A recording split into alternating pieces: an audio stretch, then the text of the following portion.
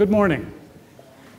I had the good fortune to go to a school like this, and we complain bitterly about our Saturday morning classes.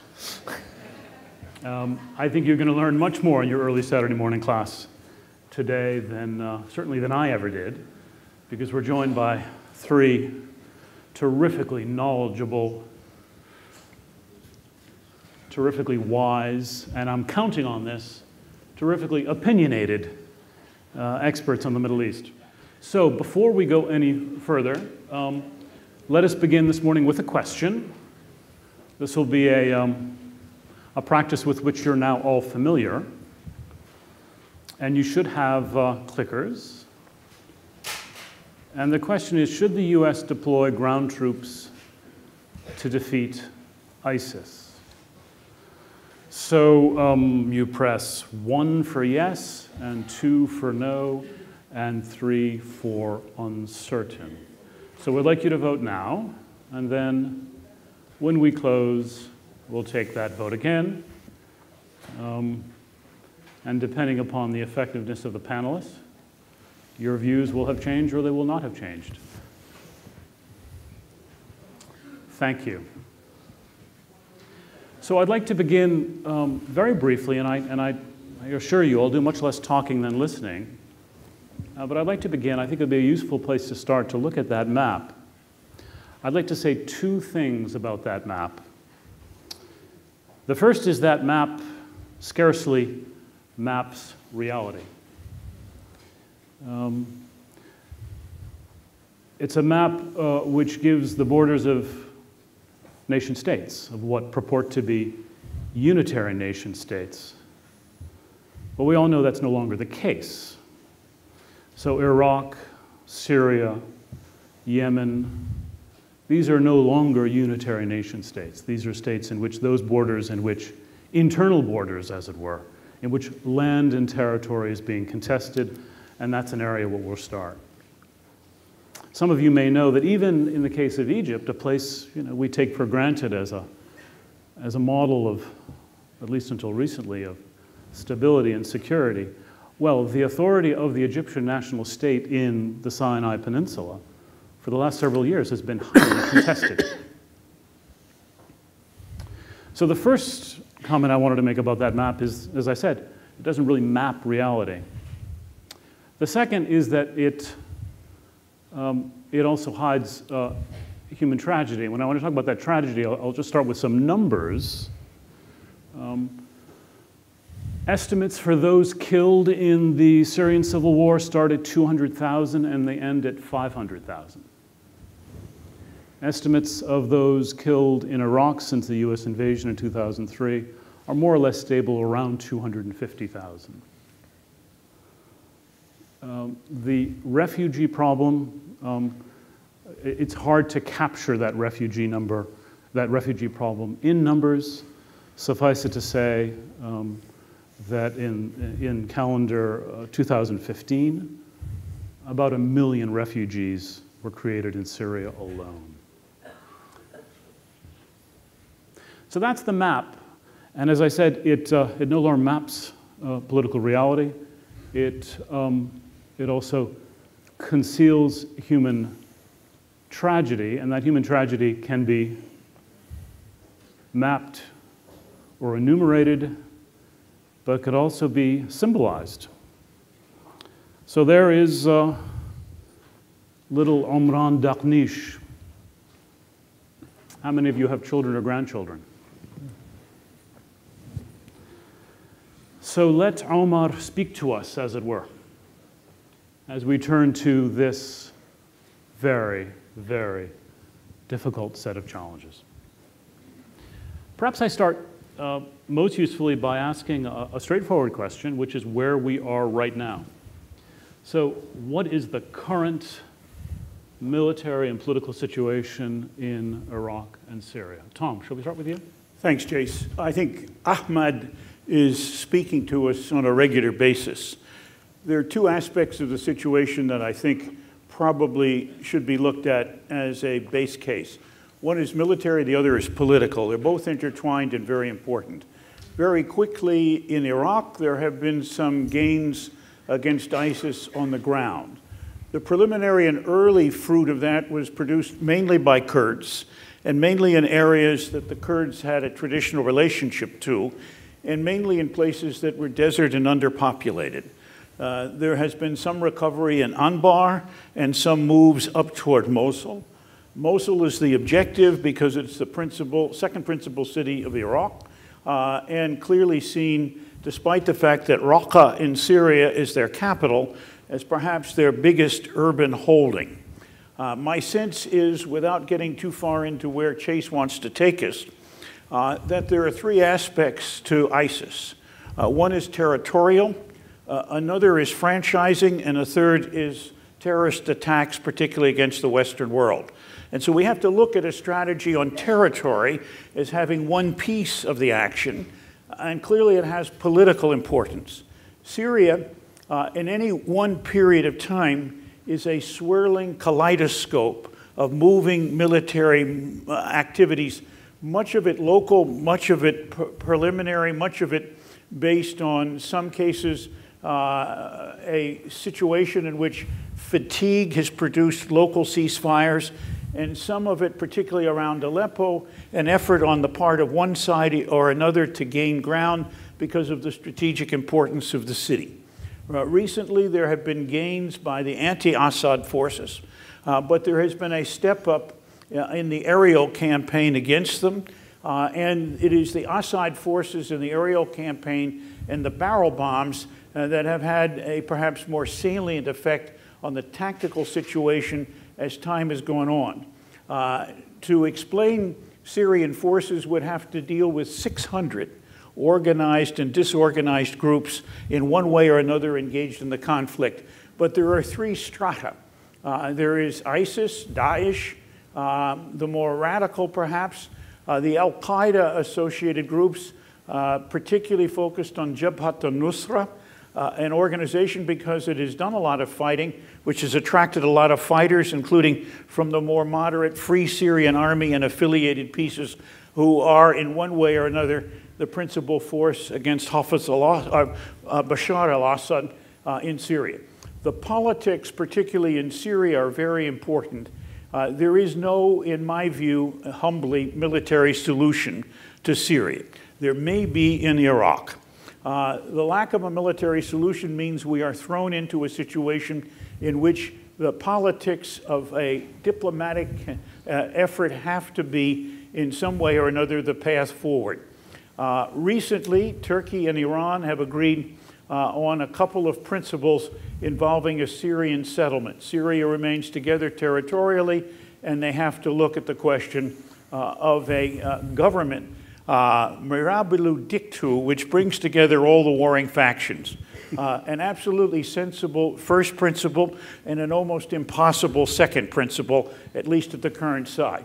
Traditionally, the parties have seen a 3- or 4-step process: ceasefire, humanitarian relief, an effort to try to form some kind of a transitional government, perhaps an electoral process in one way or another to ratify that are three of the outstanding principles that have to be looked at in a Syrian effort.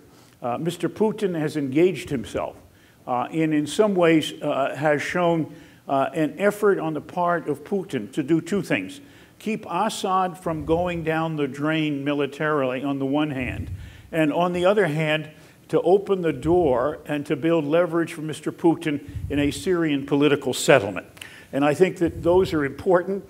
Russia is now using Iranian bases for its heavy bombers to attack ISIS, and perhaps we don't know, but Russian bombs tend to seem to find the Assad opposition as almost ordinarily as they do the ISIS people. And so Russia's playing a kind of multiple game here. The U.S., final point, has not involved boots on the ground, except that there are special forces and trainers engaged with the Syrian opposition, and we've traditionally provided non-lethal assistance. There are many of us who believe that there should be more U.S. engagement on the military side, not because Putin has done it, but because it's a way to build political leverage when we come to the question of a negotiation. Right. And we seem to lack direction, an effort to emphasize leverage, and a way to reinforce what Secretary Kerry has been carrying back and forth in his briefcase, an effort to try to find a way to at least seek to move over this impossible task of how and in what way a future Syria could be put together that could attract enough support and enough backing from the principal players, Russia, Iran, Turkey, US, and Saudi Arabia, to make it happen. Thank you. We'll certainly want to return to this question of policy prescriptions. But I'm going to turn to you next, Chris, because you're someone who, having served as ambassador in Iraq, knows a few things about Iraq. And as we think about the impact of a loss of territory upon ISIS, it's meaningful if one has a better understanding of not so much of the origins of ISIS, but the leadership of ISIS, to understand does it matter to them that they lose territory? Does it matter? How do we understand the relationship between ISIS as a territorial state and ISIS as part of that franchise? In other words, should our understanding be economic and territorial, or should it be kind of epidemiology, if you see what I'm saying? Well, first of all, before I get to that, I would like to kind of note how we got into this situation. And I mean, the complexity of this problem, first of all, it usually exceeds people's interest in understanding it, but it is relevant. You know, it is partially, but not completely true that the U.S. Invasion of Iraq started this issue. And I think one of the key factors in it was that we took a Sunni-led country, albeit under this hideous dictator, Saddam Hussein, and we flipped it and made it the only, I mean, putting aside Syria and the Alawites and the complexity there, made it the only Shia-led Arab country. So what you have in that Shia-led Arab country there are a few ingredients. First of all, there's a Sunni Arab population that is some 20% of Iraq. Very disaffected Sunni Arab population. And you might say, well, why does a 20% population feel so empowered to feel so disaffected? And the answer is they've run that place for centuries. Moreover, if you're a Sunni in Iraq, you look at the rest of the Middle East, which is all Sunni, and you feel you have a kind of strategic depth such that this never should have happened to you. Now, the answer, and this is often talked about in the US, is that the Shia-led governance in Iraq should have done more outreach to this 20% proposition, the way Nelson Mandela reached out to the white South Africans, also a 20% proposition. Well, if you have Nelson Mandela here and you have Nuri al-Maliki there, you will immediately notice that Nuri al-Maliki is no Nelson Mandela. I mean, having spent a long time with him, a lot of meetings with him, I can honestly tell you, if Nuri al-Maliki ever had charisma, it cleared up a long time ago. And a person that was really, I would say, constitutionally incapable of reaching out to the Sunnis. So is this all about the lack of Sunni outreach on the part of the Shia?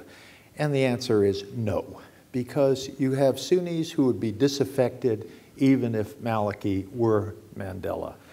And when I say Sunnis, you got to be a little careful with that, because we're really talking about Sunnis, the variety of which is coming out of the Arab Peninsula. You're talking about so-called Wahhabis or Salafite. It's a little different from the traditional Sunnis in the Levant. So what we have seen really is a radicalization of the Sunni population in Iraq, not just because of the Shia, but also because it's been incubated and really assisted by a very robust and very aggressive Sunni version of Islam from the Saudi Peninsula. So what do? You have Sunnis who, for a while, were called, this radical fringe was called AQI, Al-Qaeda in Iraq. And the US took a lot of credit for doing something about this through something called the surge. And the surge, to no doubt, involved bringing in more American troops to pacify, to rebuild, to hand over territory back to the Iraqi government. I mean, quite a spectacular example of focus, sort of a pacification program focused on certain Sunni areas. But there was another major dimension to it, which people don't like to talk about. And shocking as it may seem, money goes on in wars. And so what would happen is we would have troops out in the field saying, Sheikh, here is some money, and you can have this money, and you can have more of this money, but no more shooting at our guys. And so to some extent, we pacified this Sunni population, or the leadership of it, through money. Now, was that new inspirational wisdom created by a four-star general? I would say in a country that invented the wheel some 5,000 years ago, we should be careful of the notion that we've created some new issues. So, back to your question. I think to understand ISIS is to understand something that goes beyond the western deserts of Iraq and the eastern deserts of Syria. To understand what ISIS is about, it's first of all very much of an ideological, very harsh version of Islam. There's been some really good work about Saudi Arabia state formation at the end of the 19th century with Ibn Saud and his use of a similarly aggressive and ideological movement that he used in order to consolidate territory in Saudi Arabia. So we need to understand some of these cultural and historical antecedents. And the reason we need to understand them is there's no question that how ISIS differentiated itself from Al-Qaeda, not just in terms of the inside baseball of ideology, but also the notion that territory was important, that the state, they were creating a state, and this state would eventually take the holy places. They would be the custodians of Mecca and Medina, and they would essentially rule the Middle East. That ain't happening. And what's also not happening is they are losing big time in Iraq. Right. So I think how Iraq turns out will be a function of how the Kurds, the Sunnis, and the Shia are able to form a state, if they're able to form a state. But with respect to Syria, there is a problem that I hope we can get into, which is the complete absence of strategy on our part, and the fact that we simply don't know what it is we want in Syria. So let's turn to that question of strategy in a moment, and I'd like to organize our comments insofar as I can so that they speak to the political, the military, but also the ideological challenge, because we're talking about not just the projection of military political authority, but the attractiveness, as you've been saying, Chris, of a certain construction of ideological construction. But before we make that pivot, as it were, Hussein, I'd like to ask you, you're someone who has considerable experience in dealing with the refugee crisis in Jordan, the effects of the Syrian civil war upon neighboring states. So I'd like you to speak to that question. How does it matter to neighboring states what's going on within Iraq and Syria?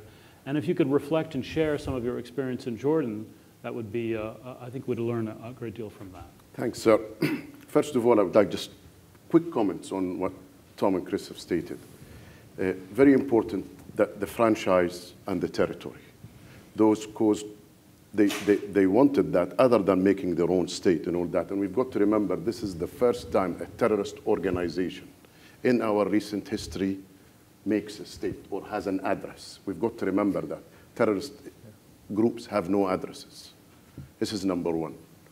They were luring people in through this state, through this propaganda, through this franchise. The problem now is that ISIS losing ground and territory, that will make it more as a terrorist. It is a terrorist organization, but it will start striking other targets not only within the confines of the state. And we have noticed with the diminishing of territorial spaces of ISIS, a high spike of terrorist activities in Europe, in the Middle East, and all that. So this is number one. About Iraq and Syria, we've got to remember two things. As far as fighting radical groups, I believe that in Iraq it will be over before Syria. But stability in Syria will come way before Iraq. Iraq is a divided society based on ethnicity and based on sectarianism. In Syria, it's really, to a certain extent, it's a homogeneous society.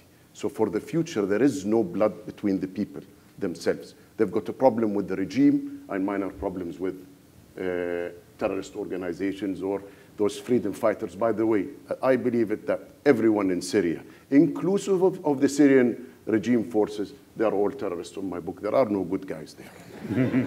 I've tried it, and I looked into my refugees. And I would just like to put a small story to elaborate on these things. We got refugees started, the problem in Syria started on the 15th of March, 2011. I was head of the internal security, and we started receiving thousands and thousands of refugees. How refugees came to us? Checkpoints. Some of them made by ISIS at that time wasn't there. There was Al-Qaeda, which is al-Nusra, there was many people.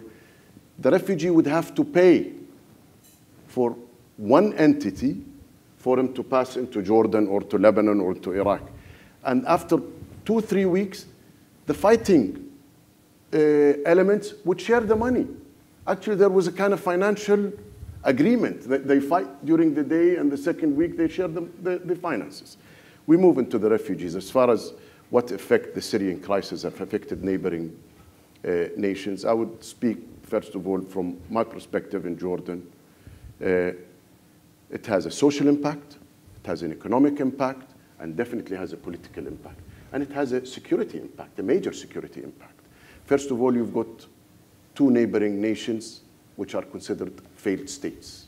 That means the security forces and the defense forces of the neighboring nations has to do both sides of the work. Imagine Mexico, God forbids, or Canada is a failed state, what the US security forces and armed forces have to do to defend its borders. It will do the Canadian job and the Mexican job and their own job that they barely are capable of doing it. And this is anywhere in the world, not only in the US, anywhere in the world.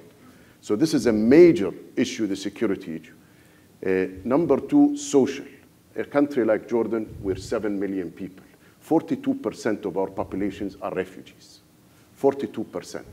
We received waves of refugees in 48, displaced people in 67, Iraqis after the Iraq war, Syrians, Libyans, Yemenis. That changes the social structure of a nation. More important, it's a burden on the infrastructure, health, education, all aspects of lives. And when that impacts a poor nation, like Jordan, Jordan is a poor nation, it's not a rich nation. We're like the fourth poorest in water. So where are we going to get these people drink? We get all these cries from the international communities and organizations, and we understand that. We're not naive or idiots, and we understand that. But we reached the point of saturation. And I always ask myself, when I was in charge, a really humanitarian question. I have to take care of these refugees. I have to take care of my people also. That's from all people in the government. We have to take care of our population. We're bound by law, by constitution to do so. On one hand, and then you've got a Syrian family running and someone is shooting at it from the back. How are we going to balance that? So the effect is that, and the economy is dead. Tourism is out, transport is out, investments are out. Who would want to invest now with all what's going on? And for an outsider looking at the Middle East, they don't split it, they don't slice it as the map sliced it. They look at it as whole one region. Thank you, sir. So the stakes couldn't be higher, both internal to Iraq and Syria, but also in terms of the effects upon neighboring states. So let's turn to the question of what comes next, having some purchase on where we've been and where we are currently. Tom, I mean, how do you understand from 30,000 feet how we allocate our energies in terms of political, military efforts, but at the same time, how do we speak to the point that Chris has made, which is that there's a ideological, indeed there's a religious underpinning to these ideas, and unless we address that question of ideology, we're only addressing the surface matters. How do we understand that, and how do we prioritize what we should be doing? With the greatest respect to what's already been said by each of us, you have seen a high degree of supersimplification of an otherwise very complicated problem. Start there. That there are ethnic differences, there are tribal differences, there are religious differences. No one of those is necessarily a predominant element across the region. They have various manifestations. People move and relocate their ideological, political, and military relationships in accordance with pressures, with accordance with funding, with accordance with opportunities, with accordance with new alliances. That in itself is a simple explanation of a very complicated region. And then you have outside players, and I mentioned those earlier. And I mentioned only 4 or 5, but there are other players involved in the relationships as well. Our priorities at the moment seem to be heavily in Iraq, where for reasons of our own serious mistake in involving them ourselves, I think Chris may have softened that a little. My own view is I wish President George W. would really tell us why he thought he ought to go in, and not the 6 or 8 different stories that seem to be part of the revolving environment. But our priority is obviously to do what we can to hold Iraq together. That involves some significant, but put it this way, understated cooperation with Iran. It involves a very careful balance between Shia and Sunni. We are heavily endowed with Shia forces to deal with an area that, as Chris has made so clear, is significantly Sunni and Kurdish. And so we have to be careful about moving the question. We also have to be careful about, once again, turning it into a U.S. conflict as opposed to an Iraqi effort to resolve its own differences. But it does seem to me that there is more military ground to be gained. But I think that constantly we have missed the political aspect of the Iraqi solution. Chris stated it, I've stated it. There has to be, in a Shia-dominated country now, a significant role for the Sunni minority. And Malachi and his successor have both found it very, very hard to open the door. But the future has to have some combination of a country which is divided in 3 major pieces: Kurdish, Shia majority, and Sunni minority. It has to have some relationship between the 3 if it's going to hang together. Syria, much more complex. The outsiders will have more influence because the insiders are so divided. A critical question is Assad. We, I think, quite foolishly made Assad's departure a precondition for discussing the future of the country. Now, why would people discuss the future of a country on the other side when the single most important issue had to be settled in advance? That's not diplomacy. But it was important politically to keep the opposition to Assad together. And so we were caught in a trap. We have now found our way out of that trap almost. The other question is the Russian question, which is a good question, and the Iranian question. Who do you propose comes after Assad? And we haven't got an answer to that. The answer is somebody will turn up. Well, quite undoubtedly somebody will turn up, but we're not sure yet who that somebody is. And so the question plays out around what Dr. Kissinger said a year and a half ago. We're stuck with the notion that Assad has to be in at the beginning, but for our policy, he has to be out at the end. And so how to make this political transition is difficult and is long-standing. Much of it will depend upon the changing nature of the situation on the ground militarily and politically, and much of it will depend upon whether, as Secretary Kerry has been trying, he can find a common theme, if I can put it this way, between Saudi interests, U.S. interests, Iranian interests, Turkish interests, and Russian interests. So some of that is emerging, but it's not there yet. I think, let me just say one final thing. Our third priority is something that's been around for 40 years. It is something that will not radically change the Middle East, but were it dealt with, will make a big difference in how and in what way the U.S. is viewed, and that is a major effort to resolve the problem between Israel and the Palestinians. And I would only say one thing here at this point. I have other views, but if Hillary Clinton is elected, the one person that I know that she has some interest in who can solve this problem, in my view, is the former President of the United States, William Jefferson Clinton. And my own view is that taking up residence in Jerusalem and working full-time on this problem, where he has shown in the past deep interest and great capability, would in itself, I hear titters out there, would in itself have an enormously useful impact on American domestic politics.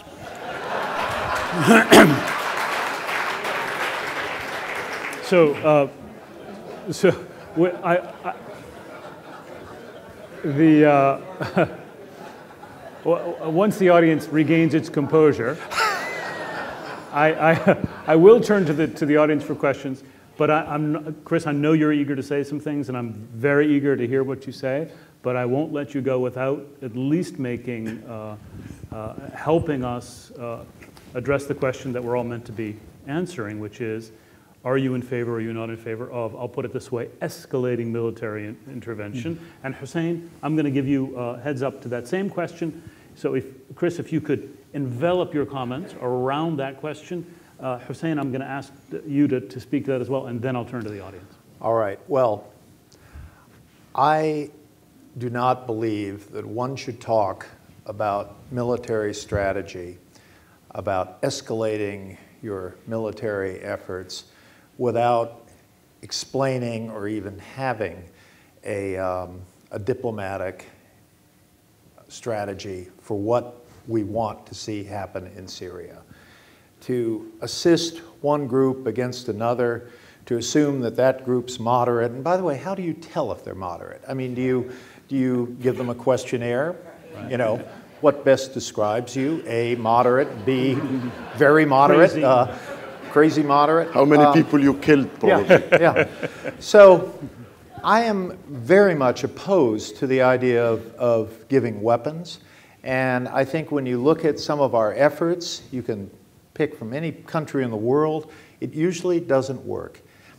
It can only work when you, first of all, make the obvious assumption that someday this war will end. And the question is, what would you like to see? To me, there are a number of models. Let me pick one that I was very much involved in, the Dayton peace agreements. Now, people think we all met in Dayton. We had no idea what the future of Bosnia would be, and we kind of crafted something in Dayton. Wrong. 2 years before Dayton, there was something called the Contact Group Plan. The Contact Group consisted of some usual suspects, Russia, France, Britain, and we sat down there. I wasn't part of that. It was before my time. But they came up with what Bosnia should be after the war. We have not made the slightest effort to come up with what Syria should be after the war. What we have done is, to be a little provocative, done it completely upside down. In Dayton, in the whole Bosnian peace thing, we first said, all right, Bosnia should be a unitary state. We don't want to change the international borders. 2, Bosnia should be decentralized, confederal. There should be a Serb entity and a so-called federation entity. 3, Bosnia should have a rotating president. We laid out a lot of the governing structures. Now, after a while, at first everyone said, well, this is ridiculous, this is not, there's all this fighting on the ground, it's too late for this kind of stuff.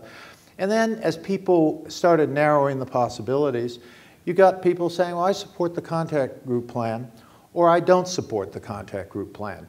Those who did not support the contact group plan eventually suffered the wrath of US military intervention. Right. Why can't we lay out on the back of a used envelope how we see the future of Syria? Now, some people would say, well, this is very patronizing to the Syrians. When you have had a civil war in which 300,000 people, maybe 500,000 people have been killed, don't talk to me about being patronized too, because you've kind of lost the right to that argument. Right. So I think we should really be sitting down with the Russians, not how to coordinate airstrikes, but rather sit down with them on what the future of Syria should be. Another point I'm going to make, which is a lot of the peace process in Syria has had to do with issues like, let's have a ceasefire and let's have elections. Again, let me go back to Bosnia. We didn't have a ceasefire until all the major parties agreed with the contact group plan. So at that point, you're sitting in your foxhole and someone says, we're going to have a ceasefire, and you say, well, that's a good thing because I know what the future is going to be here, and I don't want to be the poor sucker who's the last person to die in a civil war. So people would lay down their weapons and say, okay, let's give this a try. If you start with a ceasefire, they go, well, why are we having a ceasefire? The other guy's just going to take advantage of it. I'm not going to stop fighting. So we've done that completely upside down. Secondly, we talk about elections. Elections in the complete lack of institutions, with due respect to the Assad government's institutions. Elections in the lack of institutions are not elections. People are not choosing policy options. They're essentially a census. In an election today in Syria, it will tell you how many Kurds there are. It'll tell you how many Alawites there are. It'll tell you how many Druze there are. It'll tell you how many Christians there are. And it'll give you some fidelity on what different Sunni groups there are. But it's not elections in any kind of democratic sense. In Bosnia, we didn't even have elections for another year. So I think there needs to be a far greater effort at diplomacy. And to dumb this down to the notion that we can provide weapons to some guys that we've detected or we decree as moderate is kind of outrageous. And in the absence of diplomacy, it's pure violence, and it's increasing the scope of violence. And when you look at that picture of that kid, any kid in that circumstance, from any bomb, it doesn't have to be from Assad, it can be from one of our bombs, by the way, will look like that.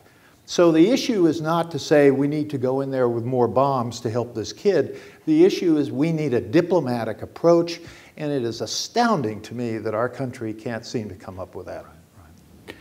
Hussein, I'm going to presume I'm going to give Hussein just 30 seconds to answer. As a military man, I'm going to assume that you will all the same embrace the Chris's doctrine of military intervention only to support, and indeed as a result of a mapping of a political solution. I agree with Chris, and I would like this is how many players are in the Middle East. If you get to affect that, you will be able to understand the Middle East. And I've been there for 56 years, and I have no idea how to understand it. But I would like to move into something very important. What the two gentlemen have stated, Chris and Tom, they've stated, right, I might disagree with a minor thing, but I agree fully with that. We've got one problem in the Middle East. If there is no commitment, and a long-term commitment on the course you're going to embark on, we will never achieve anything. A commitment on part of players. One player does not make it. Two players do not make it. There are key players in the region, with the US as a superpower, as the sole superpower today. There are emerging now, but for the time being, there has to be a political solution. A military solution will never solve. But as I say, with no commitment, nations in the Middle East are unhinging from the US for one simple reason, is the commitment reason. We've seen the US operate in certain regions, and they just drop at half of the distance, 90% of the distance, just right before we reach the goal. Something very important Chris have stated, we've got to have an understanding of the end result, and then we move forward. We don't move forward looking for an end result. Thank you very much. Thank you very much. So if we could raise the lights, we'll turn to you, some questions. We've got 10 minutes and 15 seconds to solve the problems of the Middle East. I'm sure we can do it. What also gets me in the Middle East, though, is everyone complains about what we do, and then they want us to be more involved. So it's sort of like the old Woody Allen joke about the restaurant. The portions are, the food is terrible, and besides, the portions are too small. Right. So if you want us there, you got to live with the ideas that we're going to come up with. So I don't think the flashing lights are a desired effect. And if one of us goes into some kind of fit, well. Hi. So if you could say your name and then briefly state your question so we can fit as many questions as possible. Are we supposed to dance? I was not on the program. This is a test. Can we have the technicians turn off the flashing lights, please? My name is Marty Lindemeyer. I want to ask the Kurdish question. With the Kurds being a player, the potential development of a Kurdish homeland, how will that go over with Iran, Turkey, and Syria in the long run? Thank you. Well, maybe I could take a whack at that. A Kurdish homeland has been a dream since the failure of the Ottoman Empire, if not before. Their justification is they're a very large group, perhaps the largest group of unrepresented in an independent state people, certainly in the Middle East and European area. The real difficulty is they're divided between four tough customers, Turkey, Iran, Iraq, and Syria. And neither of these tough customers is prepared to provide what I would call 100% independence. The Kurds in Iraq are, in effect, in my view, as independent as you can be without being called independent, and in clear ways probably have economic and political and security power on their own, which keeps them and has kept them since the early 1990s out of the hands of Baghdad. That is not true in Turkey, where it is a major issue in Turkish political life and a serious question for Turks as they go ahead, and one that if there is any primary question on Prime Minister Erdogan of Turkey's mind, it's the Kurdish problem. You don't have to go far in Iran to find any non-Kurdish Iranian totally against the notion that they would abandon a piece of their country. And even in Syria, where the problem is perhaps now more of an impact on Prime Minister Erdogan because of the disintegration of central government in Syria in any real way, that the Kurds are likely to get moved forward. Where I see the process going is essentially a process in which Iraqi Kurds are going to continue for the foreseeable future in having a serious, put it this way, semi-independent status, and a real possibility of allying themselves with the Syrian Kurds, with whom they have in fact fought militarily to prevent them from being inundated with ISIS.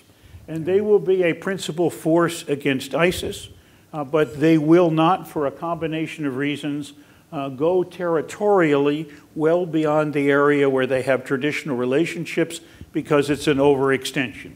Right. We should be careful, not as, and I don't think we have to promise Kurds independence, but we should be careful as well in promising them support in the individual arrangements they can make in their own countries to move the issue ahead. And I think that that's an unfortunate definition of people who have longed for a long time with independence, but are still in many ways within what would have to be called the bear trap of the situation around them. Right. And I don't see that radically changing although one can say that since 1990, the Iraqi and Syrian Kurds are doing better in the direction of, put it this way, confederal status within their own countries, and they're likely to proceed. And whoever is running the lights is really a torturer of the first degree. Yeah. So can I just, a little 30-second intervention on that. I completely agree with Tom. I mean, the KRG, the Kurdish regional government in Iraq, is a very sturdy, broad platform on which the Kurds can develop many accoutrements of statehood. That really should be a model for Turkey. I don't think they're prepared at all, but that is the kind of model. And by the way, I mean, every Kurd wants to be independent, but I think President Barzani in the KRG has understood that, I mean, you can make this auditorium independent, but if no one recognizes you, it's meaningless. Right. And I think he's fully understood that, and that's why I think the Kurds have been sensible about avoiding that issue. yeah, I think the auditorium is also a failed state, so I think we want to be careful about that. Another question from the audience. Hi, I'm Daniela Bonafede-Chavra. I'm a little disturbed that in 2016, we have a panel sitting here talking about Syria and Iraq, and the main interests that are mentioned are the US, the UK, Russia, and Iran. Mr. Majali is representing Jordan. There are countries there that are doing their best to be supportive, to be good players. Can't we help them find a local, endogenous solution? Thank you. So, Hussein, why don't you respond to that? I think you're 100% right, ma'am. You cannot seek an international help if you cannot help yourself, first of all. The problem in the Syrian and the Iraqi issue, there is a short-sightedness in dealing with that matter. You've got incapable players doing a big boys game. It's not a game, but the game plan in that. There is so much divide on how to tackle this problem amongst the region that it has not succeeded in the 5 years during the start of that. And you've got to remember one thing.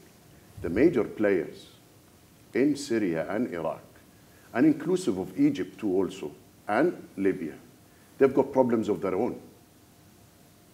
Major players have got major problems in their own backyards. Yeah. Saudi Arabia has got a problem in its backyard. Egypt has got a major problem in its backyard.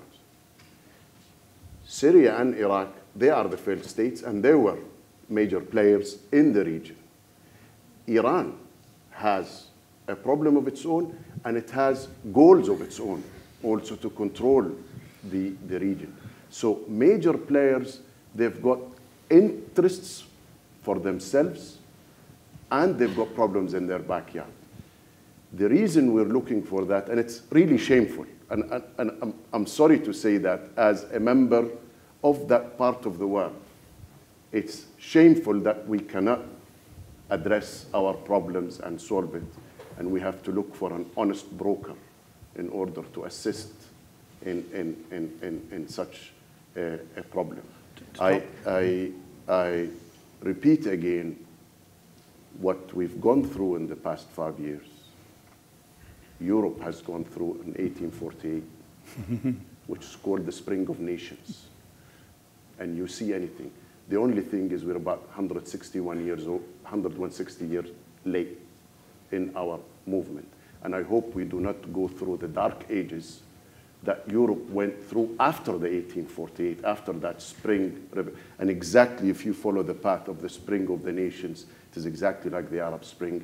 It was a fully moving, fast, prosperous movement and popular movement to change the status quo, and suddenly reactionary forces have came in and just destroyed everything. Just, if I can, one brief comment on this. Actually, it was the first thing that the type of communication started. Yeah. Tom, very quickly, I want to very briefly.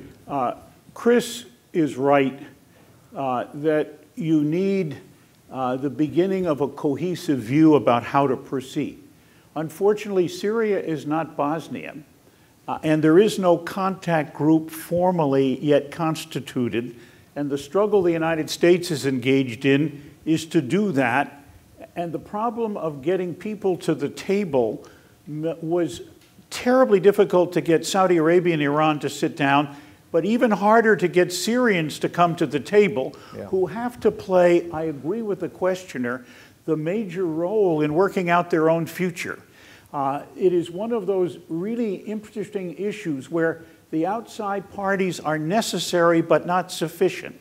And the inside parties are not sufficient yet, but they are necessary to get the process done.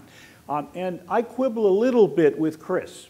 The U.S. has been working, Secretary Kerry, in many ways to try to do what it is that Chris outlined, and that our objective still remains a territorial unity in Syria.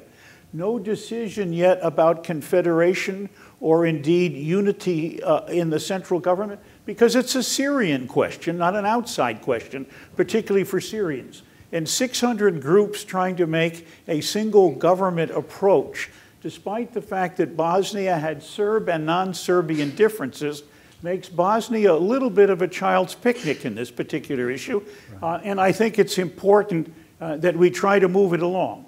We don't have yet the kind of ringing declaration of national support for a Bosnia-type solution, but I think we ought to go there, Chris. And I don't disagree with you on the direction we ought to take. I think you're a little harsh on the notion that there isn't a diplomatic effort underway to try to get there. Well, I think there is. It's just upside down. We're going for a an election and a ceasefire. No, I think you're confused about there's a whole sequence of steps here, and I think nobody in his right mind would suggest that you're wrong, that an election doesn't take place as the first effort. However, I think a ceasefire is important.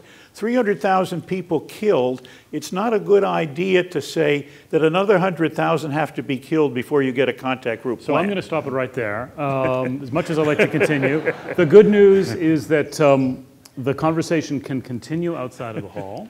We're not going to let you go because you need to vote first. And besides, we need at least 10 more seconds to have our pupils incinerated by the flashing lights. Should the U.S. deploy ground troops to defeat ISIS? 1 is yes, 2 is no, 3 is uncertain. I think ISIS is running the lights. I think this is... Or it's Maliki's fault. Yes, it's Maliki's fault. Yeah. Didn't reach out to the lights. 3, 2, 1, and the result. Hey. There we go. Wow. Will you please join me in thanking our speakers? Thank you.